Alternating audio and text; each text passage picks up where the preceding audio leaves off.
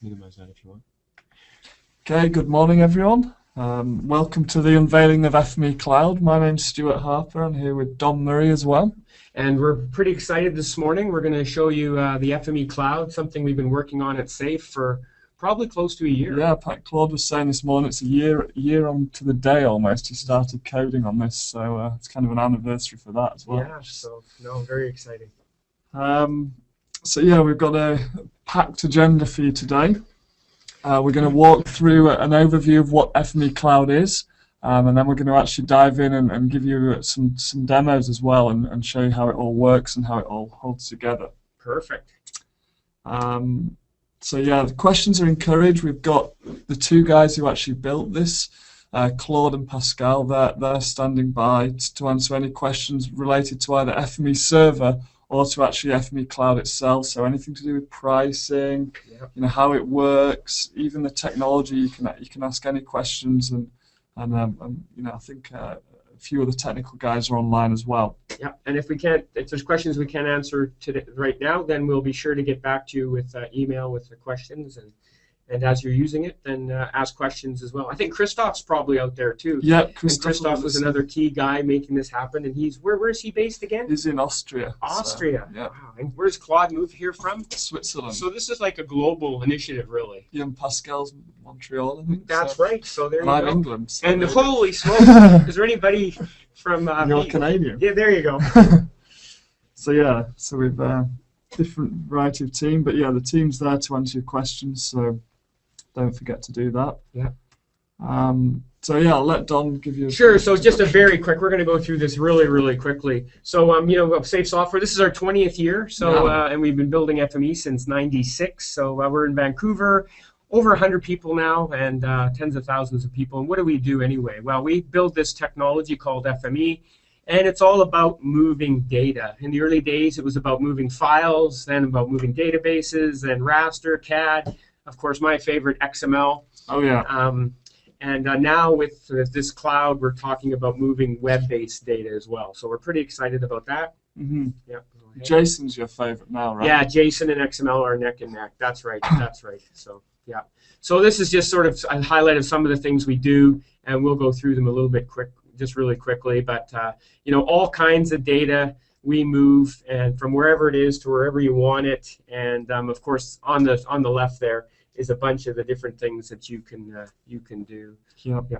So historically, we've had two products. So we've had the desktop, and that's where everything starts. Mm-hmm. And you can run them in batch and that sort of thing. To the server, can be underneath web front ends, or just moving data from between different enterprise. And now we're going to introduce the cloud, which is really just a new way of using FME Server. So it's hosted in the cloud on Amazon, and we're going to talk about that today. And we're still going to need FME Desktop, aren't we? Absolutely. Everything starts at desktop. Yeah. That's right. So to use FME Cloud, you have to know how to use desktop or leverage one of our certified professionals who can author workflows for you. Yeah. And this is just a quick look at desktop. So you can see this is where everything starts. Graphical environment, so you don't have to be a programmer to use it. The vast majority of the people who use FME are not programmers. And of course, one of the key things when you're working with data is to be able to see it before you start, and also be able to take snapshots, look at it in the middle of a transformation, and then after you're done to make sure that the data is the way you want it. And so that's FME Desktop. You'll notice in the bottom left, it has a picture of an apple, a penguin, and the Windows logo. That just with FME 2014, which we're not allowed to talk about. The desktop runs natively on all those three platforms, so we're pretty excited about that as well. Yeah. As both sat here looking at Macs. That's right. We're using more and more people at SAFE run Macs for sure. So yeah.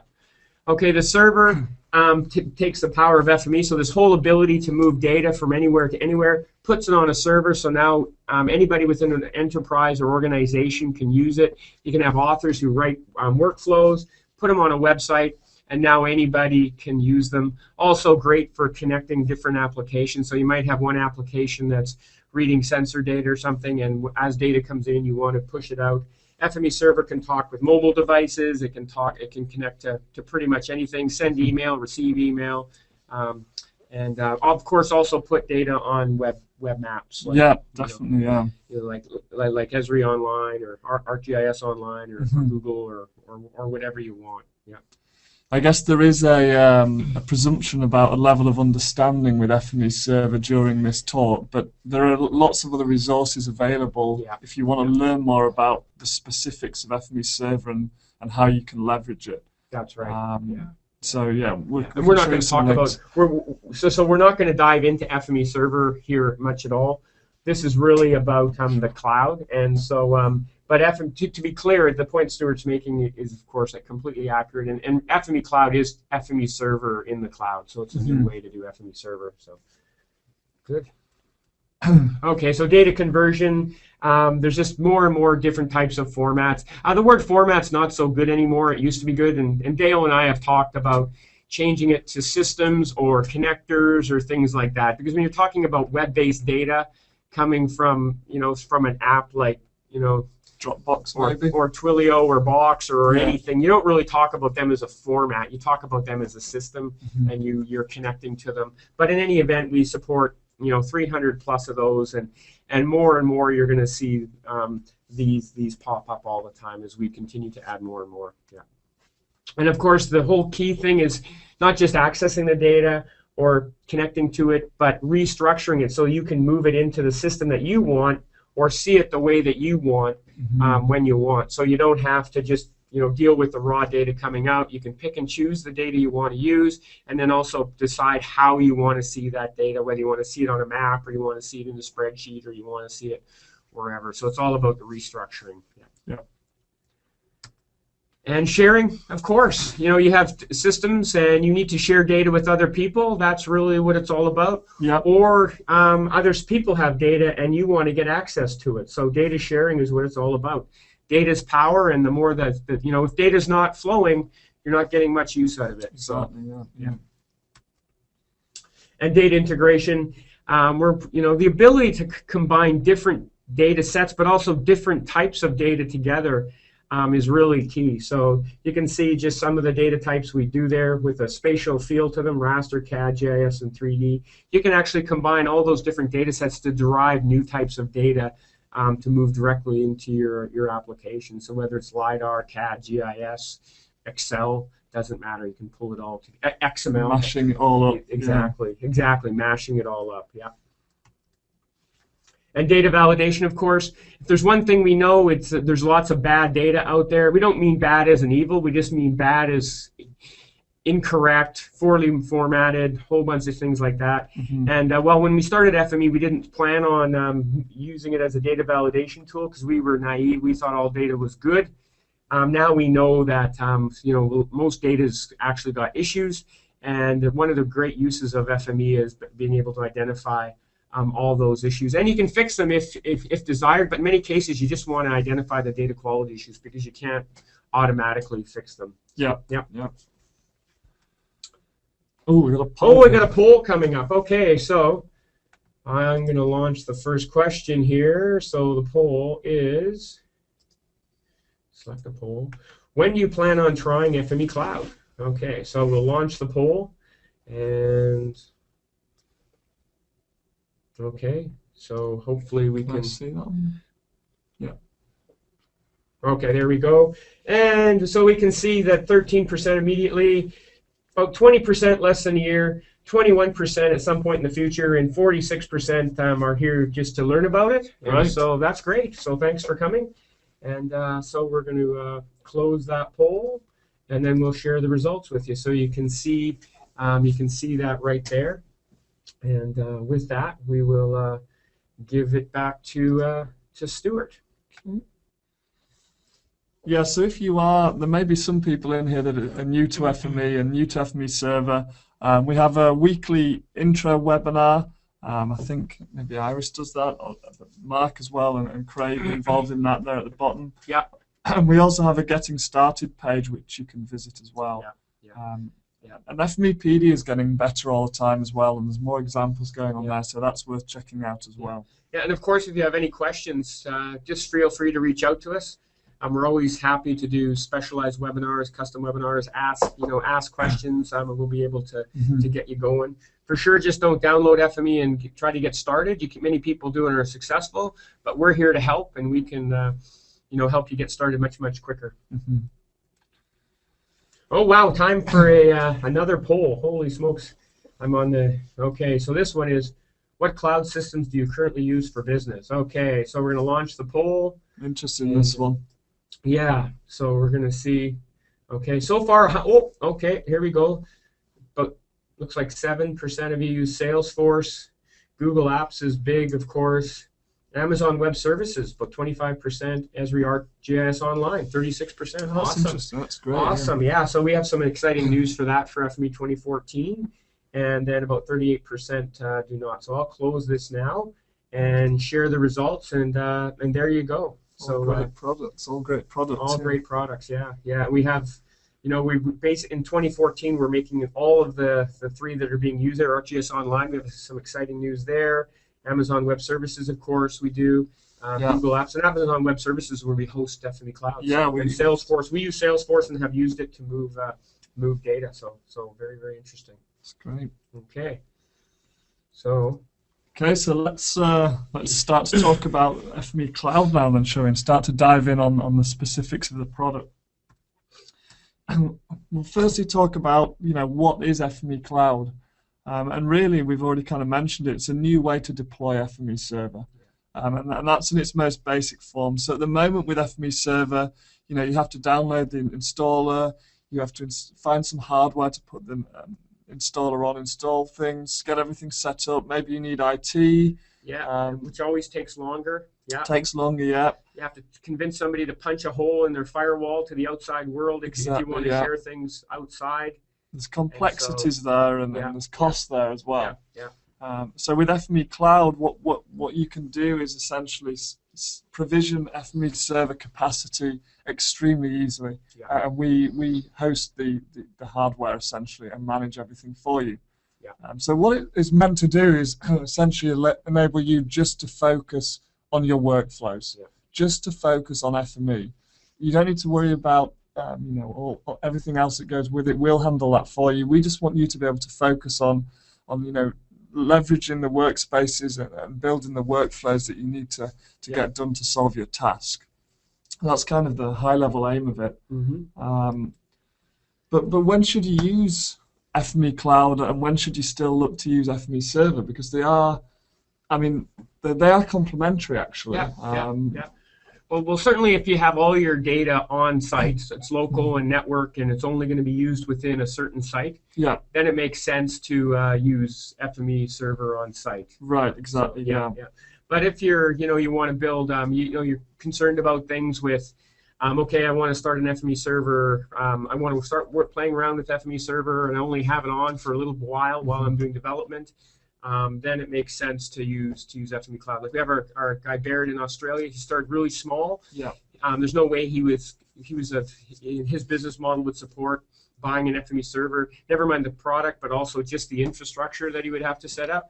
So with FME Cloud, he was able to start one up, work on it for an hour, shut it down, start one up, work on it for an hour, shut one down, pause, and he was able to then just pay for what he was using, not actually pay for the entire product. So that was, also, he was building a mobile app, and so it made sense that mobile devices live in the cloud, they're exchanging data with the cloud.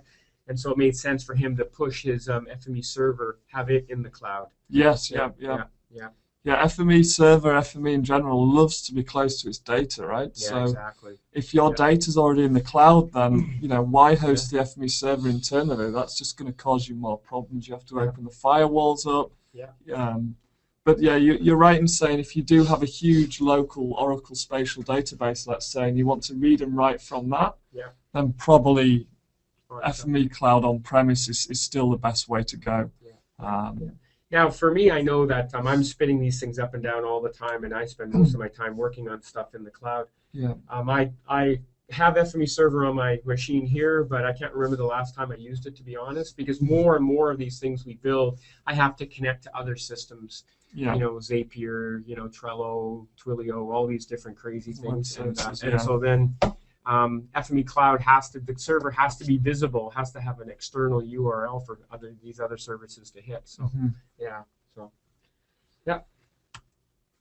So yeah, FME Cloud, it essentially is FME Server just running in the cloud, but that comes with a huge amount of power actually, and not just to mention the pricing and the ease of implementation, but as all of the applications start to move to the cloud, you see Google Drive there, Salesforce, AWS, even the social network side of things with Facebook and things like that. It makes sense for the software that's going to interact with it to also live in the cloud as well.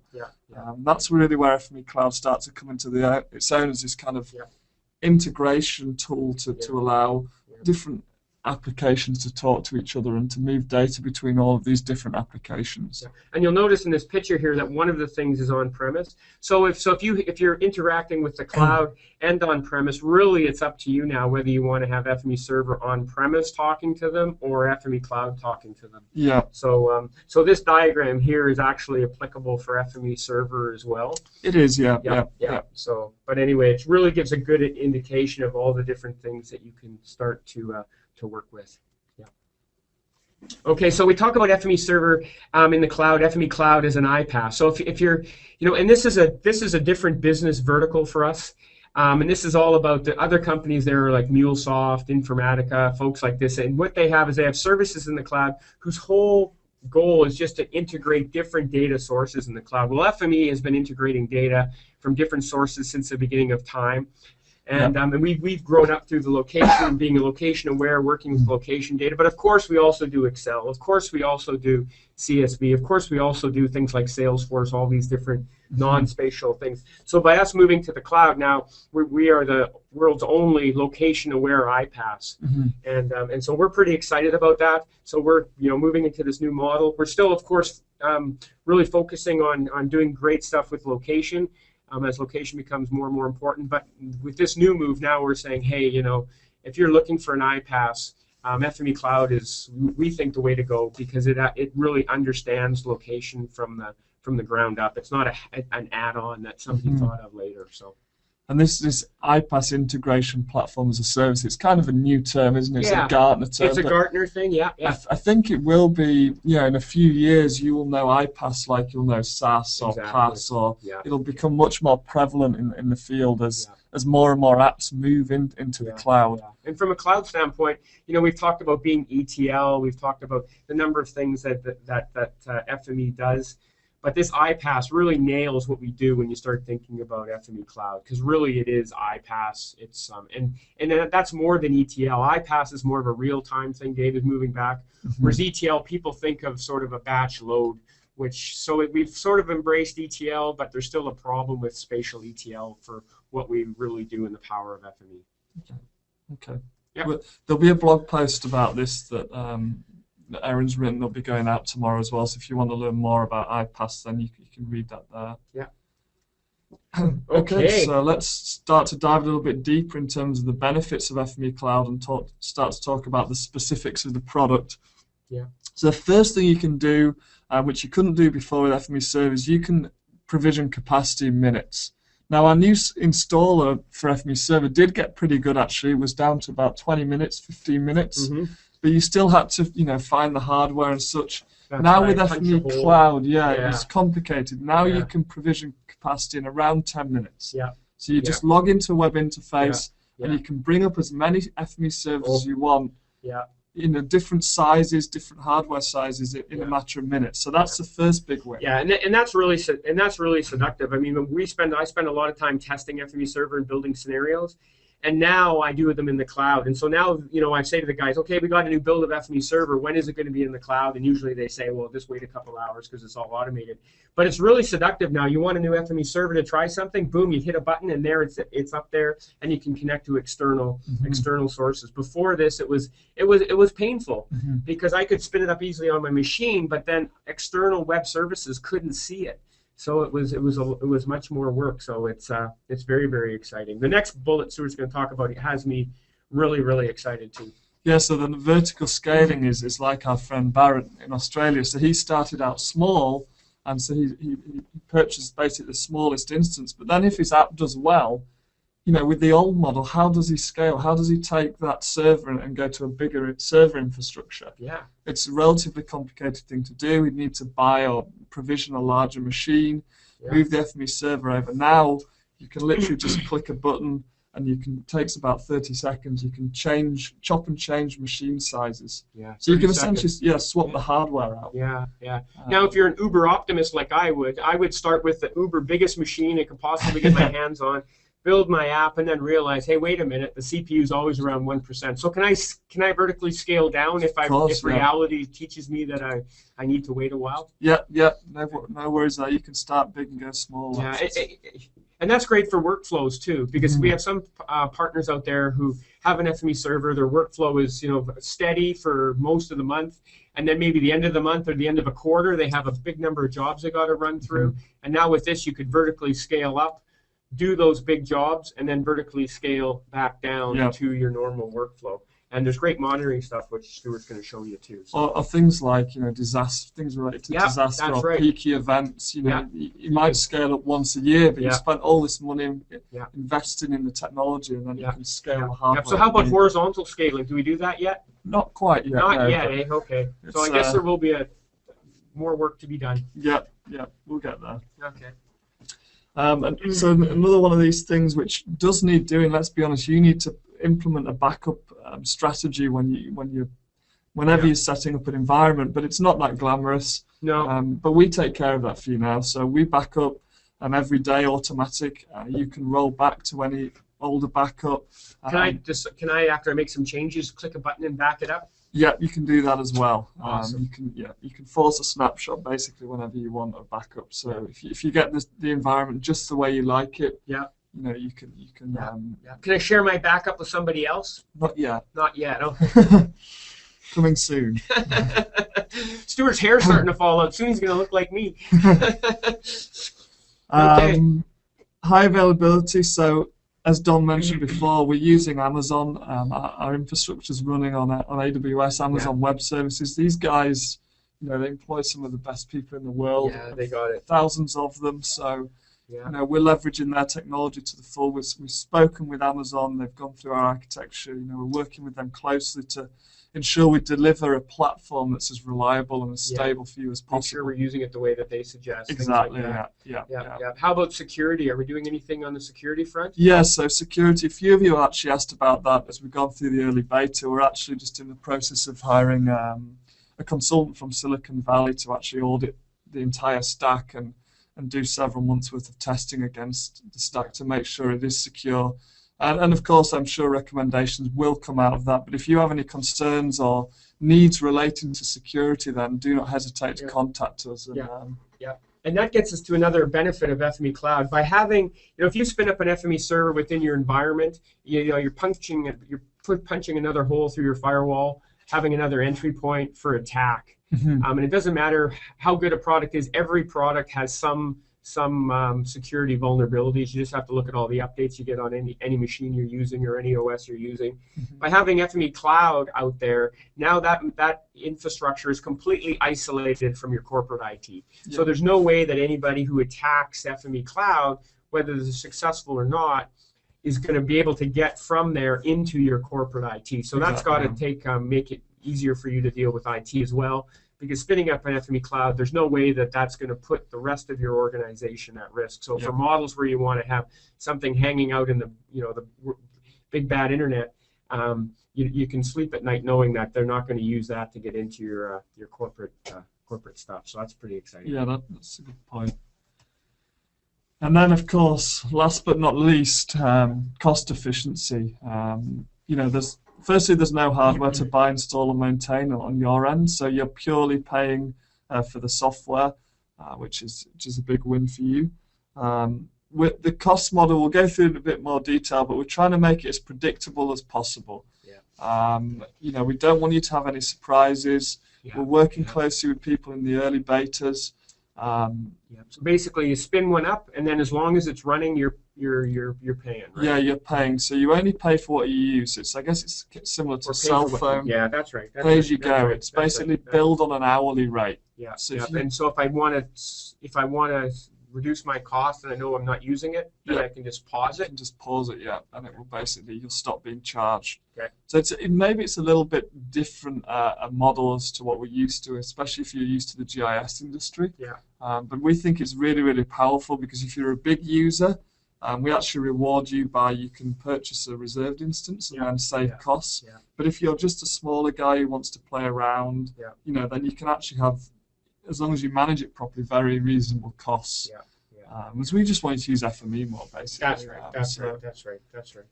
So it's when the thing's running, you're paying. Otherwise, you're not. Yeah. Okay. What about this engines thing? So in the past with FME Server, we had no idea what hardware you're running on, so we would charge by engine. We would, yeah. So now. So now that we know the power of the machine that you're purchasing from us, so you can actually have within reason as many engines as you want on that server. That's right. So an example would be, let's say a machine, I think it's the standard machine has 2 cores on it. So we recommend you have 2 engines on that machine. Sure. But an engine, the only reason we recommend you have 2 engines on there is because it's normally 1 core per engine. And that's to do with if you really hammer the engine, send big jobs to the engine. A lot of grinding, yeah. Yeah, a lot of grinding. Then FME will take up the whole core and it will use all the resources. But if you're reading box or web-based stuff, it's little and fast jobs. So you don't need a huge amount of processing power. Yeah. So you could have up to 8 engines on that instance actually, and then it still works, but you're going to have a lot more capacity to process those small jobs. Because every time you make a web call, you're talking 100 milliseconds minimum. Exactly. Yeah. The to wait for the response. So good. So what about those pricing models? Yeah, let's dive into the pricing models. We've got a poll first. Okay, so a poll. Okay, so the question is, what are the most important things to you when deciding to adopt new cloud technology? So we'll say launch. So here we go. Easy to understand, predictable cost model, pay-as-you-go flexibility, cost savings, unlimited resources of the cloud, and scalability. So here we go. Wow, the responses are coming in fast and furious. 50, almost 60% easy to understand, predictable cost model. Pay-as-you-go flexibility is about 40. Cost savings is 52%. Unlimited resources and scalability. So here we go. Actually, isn't it? Yeah. So here we go and share the results. So there you go. Very interesting. Yeah, spread. Good. It's a great. Okay, thank you. So yeah, costs important to everyone. Absolutely. Yeah, because people have budgets, right? So they have to be able to know, okay, if this thing's running this many hours a day over this minute period, how much is it going to cost me? Exactly. Yeah. So let's look at that pricing. So the first option 1 is pay-as-you-go pricing. So you can access this as well. I'll show you. If you go to FMEcloud.com. and along the top there, you click on pricing. You get to this page here, and this is kind of as simple as we've tried to make it, basically the pricing. So you can pay hourly. So you see we have these different machines here: Starter, Standard, Pro, Premium, and Enterprise. And each of these machines essentially larger hardware more capacity. Powerful. Yeah. So we go I like from the Enterprise one myself. It's big. It's a lot of RAM. It's my favorite. Yeah. It's expensive though. Yeah, maybe you only want to use it a few hours a month, though. That's true. I have some big jobs. Some big jobs, and I pause it the rest of the month. Exactly, yeah. Yeah, I like that. So the starter is, actually, it's quite helpful. It really is. We've been using the starter quite a bit. It's 1 core, 4 gig of RAM. Yeah. You can run up to 4 engines on there. Yeah. $1 an hour. Yeah. So, it adds up if you leave it on all month, but it's very affordable, and it helps you get going and get things off the ground. Yeah. So we're going to talk later about how to start and pause and all these great things. Okay. We'll show you all that. Okay. So what about that annual cost, Stuart? Sorry, you're going to talk about I'm going to talk about the other costs. So this is the hourly cost. So as soon as you start an instance, you're paying $1 an hour or $2 or whatever the machine size is for that instance. But there are a few additional costs as well. And one of them is data transfer. So the key thing here is you only pay for outgoing data. Right. So if I load a bunch of data into my server, that's free. It's free. Even if you do, a terabyte of data, it's free going up. And you can see when you do download data, it's 13 cents a gigabyte. Right. Which, so say you have a data download service and you serve out 1 terabyte's worth of data in a month. it costs you $140. It's still very, very reasonable. Mm-hmm. And we've actually hardly marked up Amazon's That's right. base price at all here. This is good value for you guys. We're not. Yeah. But as Amazon reduces its price, we're just going to continue to squeeze that one lower. Yeah, I think Amazon charged 12 cents and we're charging 13. So it's more just to cover costs for us there. That's right. Same with data storage and I/O there. Yeah, data storage again. Obviously, some customers might only want to upload 10 gigabytes, and other customers might want to upload 500 gigabytes. So we don't want to charge as a bulk cost. Yeah. But you can see how cheap it is. Half a terabyte for $150 a month, and that includes the backup as well. Yeah. So there's a few other questions there, but yeah, let's go back to the top. So let's say you've been playing with your prototype. Yeah. You've got things working, and now you're like, I'm going to launch. I'm going to launch this production. Yeah. So what you can do there is purchase the machine for annual use. Right. That wipes out. There is no hourly rate once you do that. Yeah. You purchase this, let's say the starter machine, $4,750 a year. Yeah. There is then no hourly rate for the machine. So I can just leave it running 24/7, and the cost is going to be the same. Exactly. The only thing you're going to pay for is storage and data transfer on a monthly basis. Yeah. So that's the two different So Don and pricing Stuart, I'm models. jumping in. So to be clear on the hourly, just go back to hourly. So it doesn't. So if I have a machine running, it doesn't matter whether if I fire up an FME server and then I forget and leave it running, I'm still being charged my hourly rate. You will, yeah. That's right. Yeah. That's right. Yeah. And that's an important point. Yeah. So what I need to do is make sure when I'm not using it, that I just pause it. Pause it. Everything's so then when I restart it or whatever, unpause it, whatever it's called. Yeah. Then of course the machine's identical. I haven't lost anything. Yeah, it's just like we'll see. Putting the machine to sleep. Exactly. Kind of It's like shutting your laptop down. Yeah. And terminate's like throwing it off a building or driving Exactly. it with a forklift. Yeah. So yeah, there's a few things to understand there. We are going to implement, they're not quite there yet, but there's several things we're going to implement. So you'll have a view where you can look at your real-time costs for that month, so you can see your costs. And a schedule. Yeah, the schedule's coming as well. Yeah. The other thing is you'll be able to, we're going to give you some credits to get you going, $250 for you to play with. Yeah. And we'll actually send you an email when you're down to your last 20. Okay. Because we don't want you going over and That's right. hitting your credit card. So the 250 is really to get you guys to understand that it really is predictable, and it really is really affordable. Yeah. Good. Okay. So what does it look like? So there's that. So there's the annual. Yeah, we talked about that. Good. I mean, the enterprise does look expensive at $44,000. But that's a massive piece of machine. You have to buy that hardware. Holy smokes! And you can run 8 times 4, right? Yeah, exactly. Yeah, so 32 engines. Yeah. Holy smokes! Yeah. So that's a lot of engines, and you're not only getting those engines. Yeah, I but dream the hardware as well. I dream about stuff like that. It is good, especially with the RAM as well. It's big. It's a big donkin machine, and that's a technical term. Yeah. So this is what it kind of looks like. A little bit technical graph, but sure. You have the annual contract there for a professional machine. Yeah. That's $20,500. Yeah. So if you're going to run it continuously, then the server, after about 7 months, you should really. Yeah. And they'll have a similar curve about 7 months. Yeah. So, good. So tips for saving money: only launch the instance size you need, and as Don said, if you launch too big, you can then downgrade. And you're going to show some of the monitoring things we have, so that you can determine if your instance is not doing too much. Exactly. Yeah. Pause the instance when you're not using it. This one's crucial. So even if you're not using that FME server, but if it's running, if you're not physically using it, you're still going to pay for it. That's right. So you have to pause it if you're not using it. That's right. And this is because we're paying Amazon. Yeah. You know, your provisioned capacity on their infrastructure essentially. So. Yeah. So really, when you fire up an FME server, the incentive is for you to use it as much as possible. Get as many things on it. Get as much value from it. Make that machine, really sweat bullets. Yeah. And do whatever you can. We're constantly making it more and more efficient so that you can do more on these instance sizes. So spin one up and move as much as you can to it, and you're going to see huge savings in your organization. Annual contract pricing if you're running all the time. And another cool thing is, we'll show you in a minute, is we have an API, so you can actually programmatically pause instances. Okay, simple REST calls. Simple REST calls. It'd be really nice if we had workspace transformers. Yeah, and there we go. We'll show you. Oh, you built them already? Built them already using Stuart. the ACE HTTP Stuart was on transformers. vacation, so now I know what he did on vacation. Yeah, sat on the beach building transformers. I think my wife would have killed me for that. What are you doing? Nothing. Just playing. Yeah. Yeah.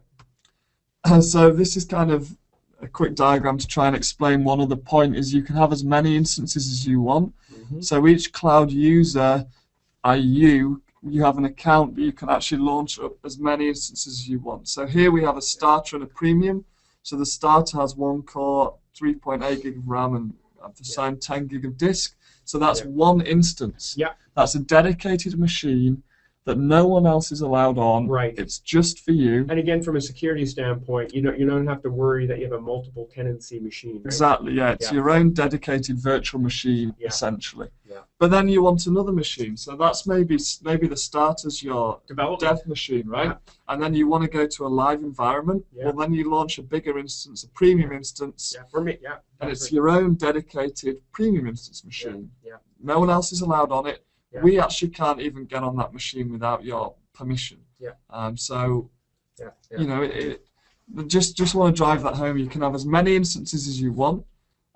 We call them instances, machines, virtual machines, whatever you want to call them. But they are isolated. So here in this scenario, I have 2 FME servers running. 2 URLs, 2 PostGIS databases.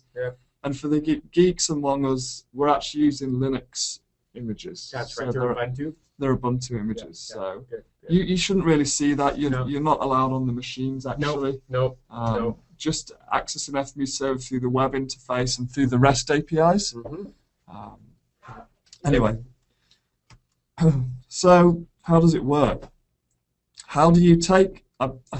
I'll assume you're all relatively familiar with desktop. Let's make that assumption. And that's because that's really the prerequisite. Yeah. So if you've built your FME desktop workflows, you've built your transformation model.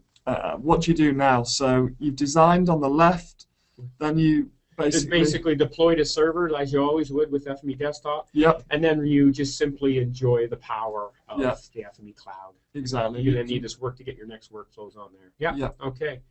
So no code. That's right. Well, I don't like code. So if you know FME Desktop, FME 2014 is this is FME Cloud Beta.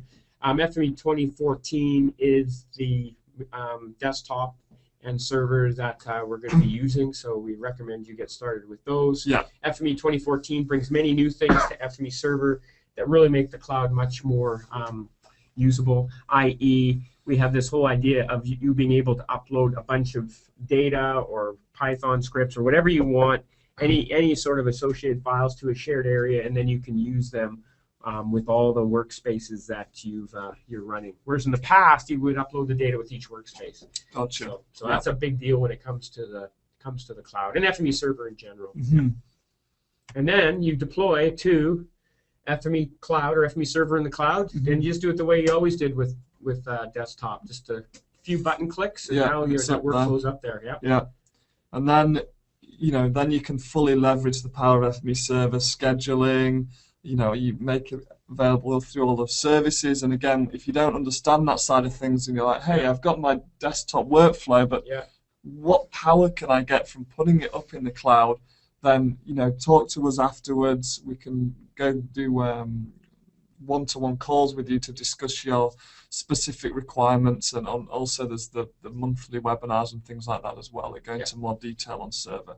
Good. And then you can enjoy the benefits of the cloud. Yep. Okay, so time to fire it up. Time to have a play, and let's dive in. So again, this is slightly different to how you got started with FME Server. There's no installer. It's all done through a web interface. So after this, if I log out of here, after this webinar, there'll be links on this page to log in and sign up. They're not there at the moment, but login is actually just FME Cloud-login. And so you can just sign in here. You basically have to create an account like you do with Gmail or Yeah, exactly. Dropbox or anything. Yeah. And once you've created an account, we'll walk you through the whole process. The emails will. There's a getting started guide. Yeah. There's a getting started video. But once you're fully logged in, you'll come to the dashboard, which looks something like this. So I've actually have 3 instances already launched. You'll have a blank dashboard, but again, there's a getting started help and things like this. Yeah. So this is the nerve center. This is the dashboard, the main dashboard for FME Cloud. So this is where you're going to come to and launch your first instance. Okay, so how do I do that? So let's have a look there. So see the new instance button in the top right? Simply click on that. So what should we call this one? Do you think this is a staging server maybe? Sure, let's call it, yeah. So maybe this is a test server. Perfect. To test our to test the live environment production. Perfect. Okay. Yeah. So here we can choose the build. So this is the build of FME Server you want on that machine. Yeah. We do have 2013 there at the moment. We're actually going to remove that. Yeah. As you say, we recommend FME Server 2014 beta. And as the new betas become available, they are pushed right there. We only have the last beta there. Of course, when FME 2014 releases, then we'll have that, and then we'll leave that one up with all the service packs.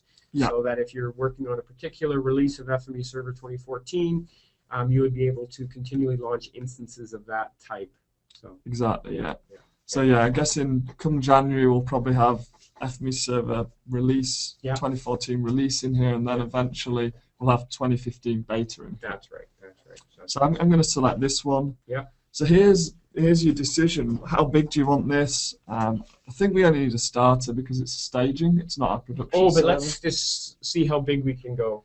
You want to go big? So yeah. So the starter, if we look, has 1 recommended engine, but we can go up to 4 engines. I always launch 4. Yeah, I do as well, and it always works fine, actually. So, it's a fast machine. But then I'm not doing big raster and LiDAR, and if you're doing any of that, That's right. That's right. And then Enterprise, let's look at that guy. So he has 12 cores, so we recommend 12 engines. Yeah. But you can go up to 48 engines. That's awesome. 4 times. So that's a big machine. That is a big very machine. capable machine. Let's keep costs down. Let's go with a starter with 4 engines. Yeah.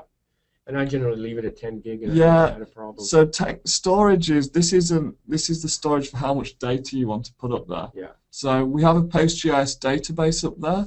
And this PostGIS database is a user database. It's Postgres, essentially, for those of you not heard of it. It's a very, very competent spatial relational database that you can put the data up there and use it. Because as we said earlier, remember, FME likes to be close to its data. Yeah. So rather than using your data, on your local PostGIS or your local, you can pump the data up there and then access it very, very quickly. Yeah.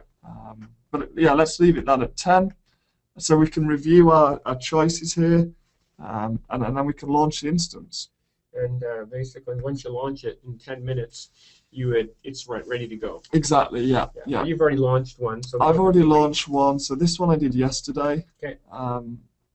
So the first thing actually you'll need to do is once you launch, I did this one before the meeting this morning, is you need to download the credentials. Obviously, we haven't given admin as the login. We've been a little bit more secure than that this time. So if you download the credentials here on the bottom, this is your credentials for logging in. And as this warning says, this is the only time you can download these credentials, so don't lose them. Yeah. Once you've downloaded the credentials, they're gone off our server now. So if I refresh this, actually, you see the button's gone. They don't exist on our server. We can't even help you there. Yeah. For security reasons. So the first thing I always do is log on and then create an account that I'm going to remember. Exactly. Yeah. So let's log on here. So the username's always super user for FME Server, and this is the password.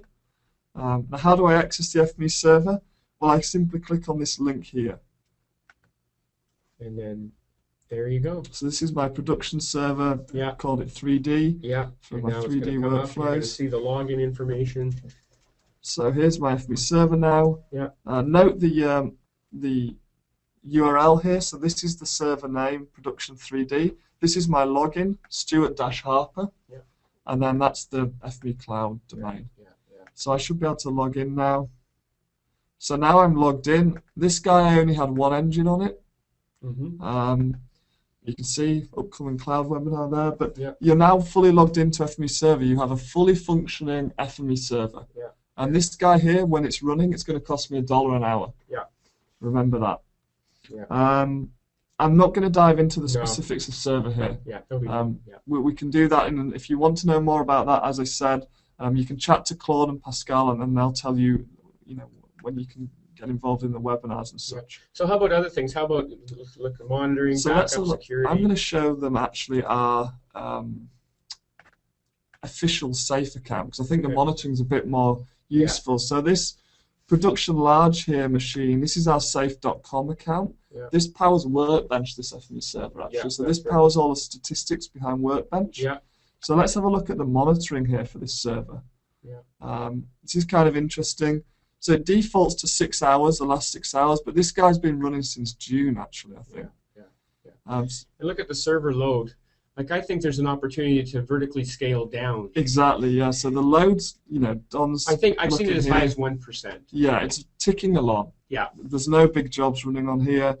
We can check out the log file directory, and you notice how the system temporarily purges that for you to keep things nice and clean. Again, disk usage, we're at 27 gigabytes of 67. So this is great for you to see in detail what's going on with your system. Memory usage is low again. This guy's just ticking along. You have to hammer FME pretty hard for it to use the resources. You really do. You really do. So let's have a look. So that's monitoring. So it's just nice to be able to see this. You can see in real time how your server's doing. Backups. So this guy here, this is the last backup available that you can roll back to. So if I click here, you can see I can restore this backup. So if I want to basically roll back to the snapshot, you can see this was a configuration change. I can easily roll back to that. The other thing is if I want to manually force a backup, I can click Create Backup here. So, backups... You'll also notice the back, it used to be on professional. Oh, it still is professional. Never mind. But Don's right. You can change the instance size. And I think if I clicked more there, you could do that. So let's have a look in there, actually. So you can see here, resize. We can actually do that in here. I don't want to resize that machine. But let's maybe resize. So this guy's only been running since this morning, basically. So there's not much going on. But we could resize this to from starter to standard. Starter to standard. Resize instance. And that's basically it. We wait a few 10 minutes. Exactly, and then it should be done. Good. Okay. So that's nice and easy to do. Let's talk a little bit about security. Oh, it's not quite ready that one yet because it's resizing. Hang on a second. Just log in. Lost my session there. So that's the one we launched earlier. Backup security. Okay, so let's talk a little bit about security. Security is a two-way thing. We're hiring the consultant. We're going to make the machine as secure as possible, but security is also with you as well. That's right. So there's a lot of ports you need to open with FME Server, and we basically allow you by default, we're going to allow all these ports to be open for anyone to connect. But let's say this port here, port 5432, that's the PostGIS database. Let's say I don't want that port to be open. Well, all I have to do is simply click that delete button there. Now it's not. And now it's not open. And you can do the same thing with any of them, or you can. So 25 is the email port. Exactly. So if you don't want this thing to be able to receive email, then you simply close that port, and now that port is closed. And again, that's managed by Amazon, so that doesn't even make it to the machine. Amazon has in their infrastructure has a big gateway out there somewhere, and so that port is blocked way before it ever gets to this machine. So what are you doing now, Stuart? So what I'm doing now is I'm saying, okay, well actually I do want to connect to the PostGIS database because I want to put some data up there, but I don't want anyone to be able to do it. I just want people within the safe domain to be able to do it. So I've just entered Safe's IP address here. Okay. What's the /32 at the end mean? That basically means, I can't remember, it's in our doc, but Okay. basically that's an Amazon thing as well. Okay. It means, I think, anyone within this IP range. Okay. But it's something to do with, Sorry about that. it's in the doc basically we've got. Yeah. So I can click add a rule there. Yeah. And now basically it's going to take a few seconds, but when that's done now, anybody with that safe can read and write this PostGIS database. Exactly, yeah. And that brings us to another point. By doing this, what you're able to do is author your stuff on desktop, actually have your workspaces specify the host, the PostGIS connections and everything, completely test on desktop, and then against your cloud instance of your database and things like that. And then when you deploy it to the cloud, it'll continue to work. You won't have to change your workspaces. And that's one thing we really work hard at here, is to make it so you can author on desktop, everything works, and then when you publish to the cloud, it won't stop working. And this characteristic is really key for us. Exactly, yeah. Oh, something just happened. So the machine we launched a minute ago at the start of this is actually now ready for us. Right. So we could download the credentials and access click on the machine. staging and you'd see the workspace, right? The web page right So there. that took about 10 minutes. Yeah, maybe a little less. Yeah. Like 7 or 8. So good. So now you have that server. Yeah. But hang on a second. So what we want to do now, though, is I want to stop paying for this server, because this guy's running. Whenever this is green and running in here, I'm paying in my hourly rate. So but I don't want to terminate it. I've loaded a lot of stuff there. Okay, so let's say we've configured this server and now we just want to put it to sleep, maybe over the weekend. Yeah. All I have to do is select the server here. Yeah. And click pause. Yeah. You sure you want to pause this instance? Yes, I am sure. And so it takes a couple of seconds basically, and it takes about 30 seconds to a minute, and it pauses that. And now, of course, if I went back to that URL, there's no response because the Exactly. machine's turned off effectively. It's like pressing power down on your laptop. Yeah. It's sleeping, and all you're actually paying for is this data storage, which is minimal. Yeah. Good. So that guy's shutting down now.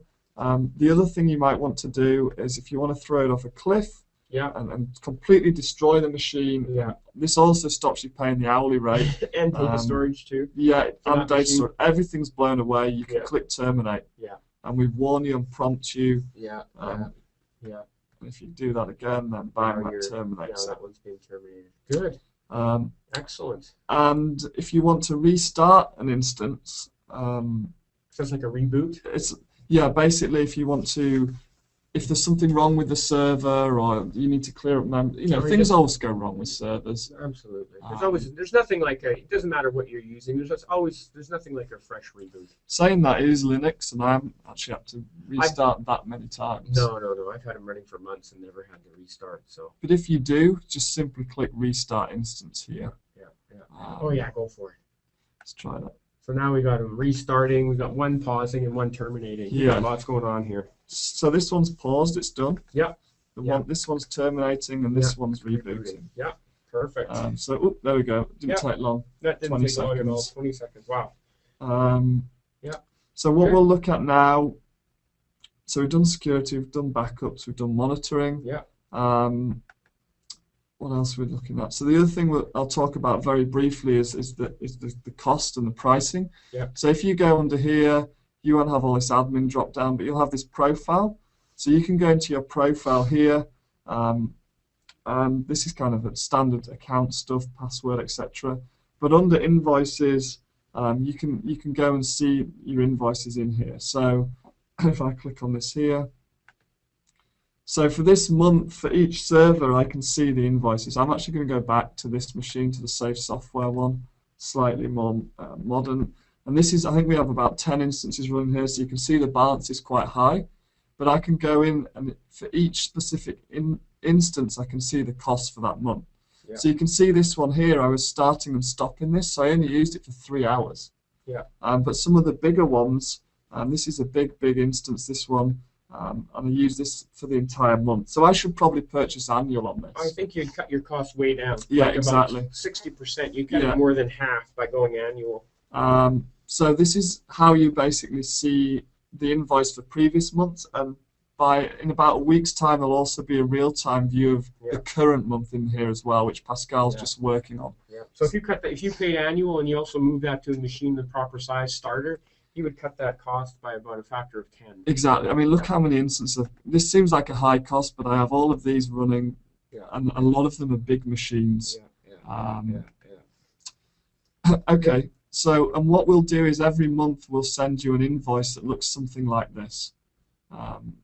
We'll email this to you, and it gives you a specific breakdown of the costs. Yeah. But as I said, we're going to give you the $250 credit to start with, and we're going to email you when there's $20 of that remaining. Yeah, so you should never use your credit card. Stop or pause exactly, or whatever. Yeah.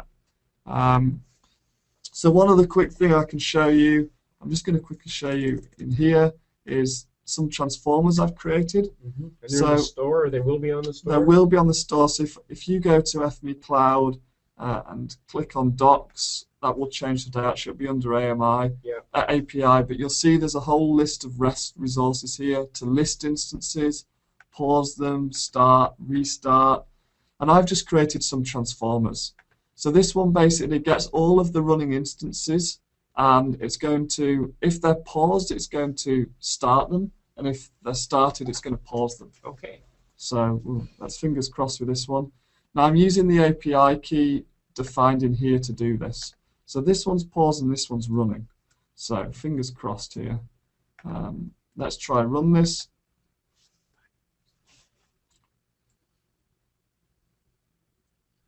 Yep, there we go. So these will be in the store, as Don says. Okay, so that's Data Inspector that's just pumped up. But if I go back here now, fingers crossed, we should see the state switch on these. There we go. Oh, wait, look at that. So you'll be able, this means for you is you're programmatically starting and stopping.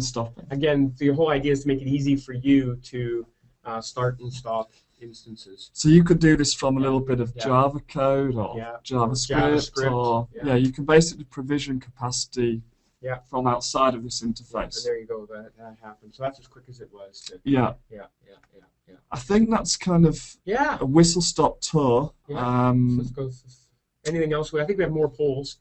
Yeah, do we have more polls? Let's go back to our PowerPoint. Finish things off. Yeah.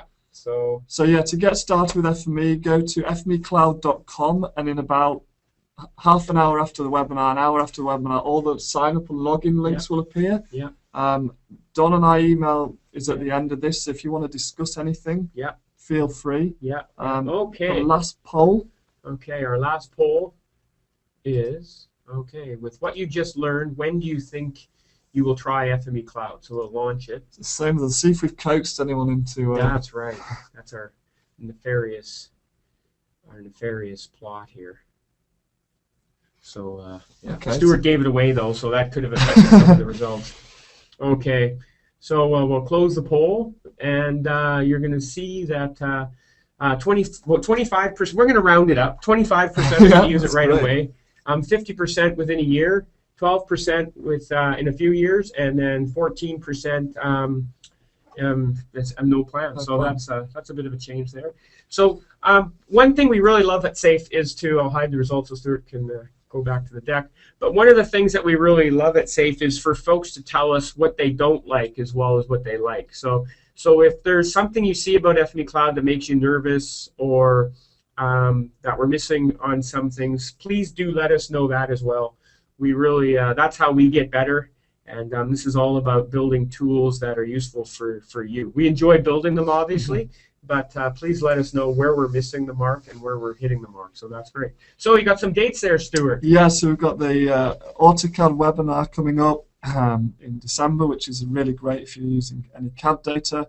The World Tour, again, this year. This is a big global phenomenon again. And then we have the 20th anniversary celebration, a users conference in downtown Vancouver. It's being held at the world famous, I guess, gorgeous convention center, completely green building right on the water, and we have just a lock stock, really good agenda, lots of people, lots of users, all the SAFE staff will be there. So we're going to be talking about everything we're up to at SAFE, both in 2014 as well as in the future. We have a very exciting 2014 release as well as a roadmap that is just crazy Yeah, good. we're excited. So Yeah. we're very excited. Okay, and then of course all the webinars, this one or other ones are recorded, and you can find them there. Yeah, and so as I said, there's lots of free training on the internet, on our website, and on online courses. But I think the main thing is to talk to us, and as Don says, this is a beta still. Yeah. You've got to remember that this Yeah. you guys are living on the edge here. Yeah. So Yeah. things might not work as you expect, especially on the FME server side. It's still a beta. It's not released with 2014. Yeah. Give us feedback once, We'd love to feedback hear from often, you. complaints. Yeah, exactly. Yeah. Some of the things we know we're going to be adding before it goes production is one of them. The key thing is the scheduling, so that you'll be able to schedule when a server goes from pause to start. Because again, we're doing everything we can to help you guys drive down the cost of this. But we're pretty excited, and look at all the resources there. Growing all the time. Yeah. Yeah. And so we'll stay online for a couple of minutes at the end, and I know Claude and Pascal have been answering questions. Answering questions. And I'll just leave our email addresses up on there, so you can sketch those down. Some questions here. Okay. So yeah, we'll kind of wrap this up now, but we are going to stay around, and we'll read a few questions out and answer questions. Yeah. So, is there a minimum required version of FME Desktop needed to do FME Cloud stuff?